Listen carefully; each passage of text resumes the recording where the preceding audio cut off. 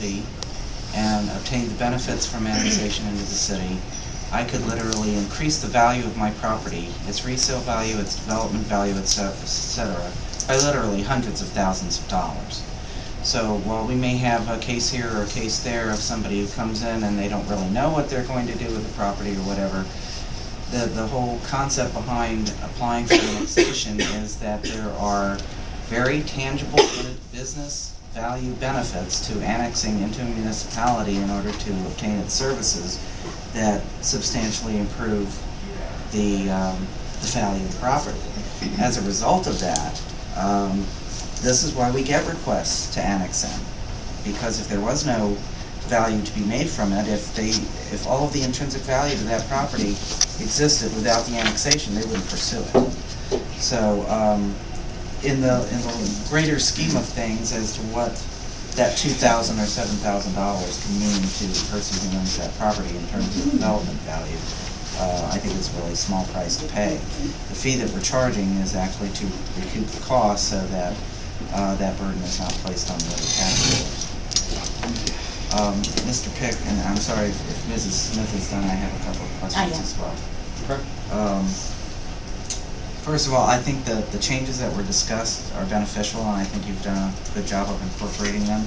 There are a couple of questions and a couple of minor corrections I'd like to throw out here.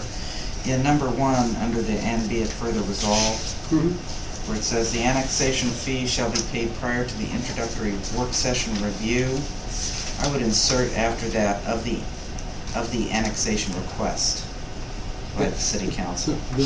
That's only in there for annexation petitions that have been filed prior to the effective date of Resolution 1470.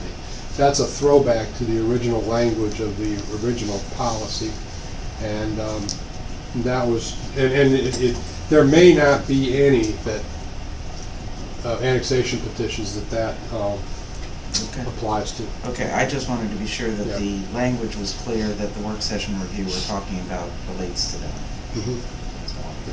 So, on the percentages, and you have a 3% here for inflation, and you had talked about, you know, if the final payment isn't made or the outstanding balance isn't paid at such and such a point, then they've got interest, but I'm really not seeing that here in the language, because what I would desire to see is if they opt to do these benchmarks, these incremental payments, that there is interest all along, because I don't want the city to be doing zero interest loans to people applying for annexation requests where we don't have the use of that money and we're essentially fronting them those services without the money.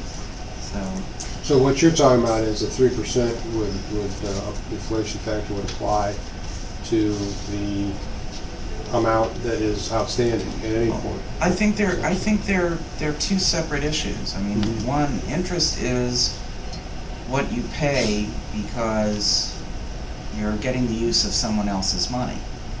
The inflation rate is another issue. If it goes on and we see that there need to be adjustments because all of our costs are going up by 3%. I don't have any specific language on the suggestion, but the idea is that if somebody chooses to go with incremental payments, that the city is not footing the bill, fronting them the money, so to speak, for the services, without some sort of compensation that they would have. If somebody pays it all in a chunk up front, that goes and sits in a bank and that accrues as interest. If somebody doesn't pay that chunk up front, then we're not seeing any benefit to having made the incremental. So this is a service that we're in essence providing to the customer who's bringing us an annexation.